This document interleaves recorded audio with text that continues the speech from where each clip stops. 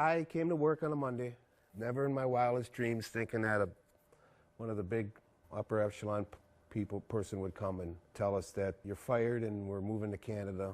Jeff Niebauer has built Waukesha engines at the same Wisconsin plant for 24 years. In 2014, President Obama praised this GE factory as a symbol of American manufacturing. What you're doing at this plant and across this region can be a model for the country. A model that didn't last. Nearly 2 years later, Niebauer and more than 300 other workers were told their jobs were moving to Canada. They cut out one piece of your heart at a time. They move jobs out, they move equipment out, they clear space and turn it into stock rooms. This factory drove the community's economy for more than 100 years. It sits just outside of Paul Ryan's congressional district, but some workers here say he failed them. He hasn't done anything. Every time I listen to him, I'm thinking to myself, doesn't he realize that we voted for him? He should have been there and saw my wife crying. He should have been there. GE blames the move to Canada on the Export-Import Bank. It's essentially a government credit agency used to finance U.S. exports. GE says it relies on that financing to help sell its products abroad. Speaker Ryan has slammed the Export-Import Bank as corporate welfare, and Congress let its charter expire in June 2015.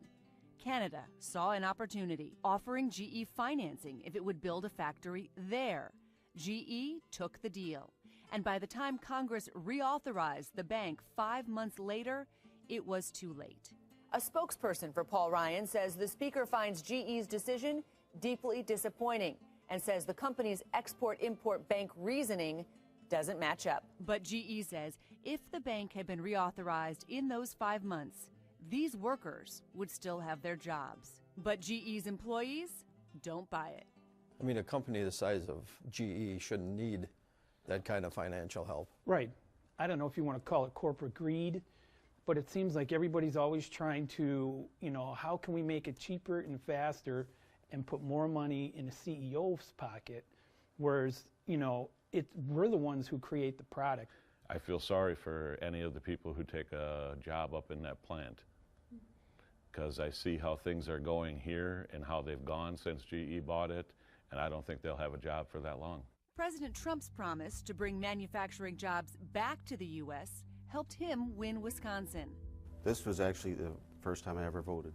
He was saying the things that the average person who's lost their jobs, who wants to see more decent paying jobs that somebody could support a family on.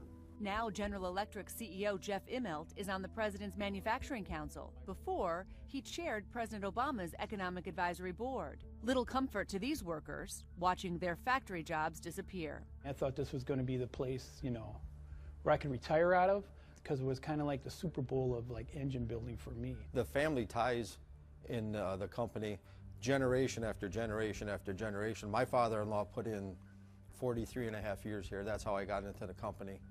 And that's gone away. Wisconsin's unemployment rate is below the national average, and manufacturers in Waukesha are hiring. But these workers say those jobs don't pay nearly as much as the union jobs at GE. To find a job that kind of money we make now is going to be pretty impossible. Ever since they announced that they were closing the plant, I've been doing everything I can to be as debt-free as I can possibly be when that day comes, because I know I won't find a job making the money I do now. But if you got a family. But you can't support a family on $17 an hour. Even as they search for new jobs, their anger is raw. I don't own anything GE anymore. I don't even have a GE light bulb in my house anymore.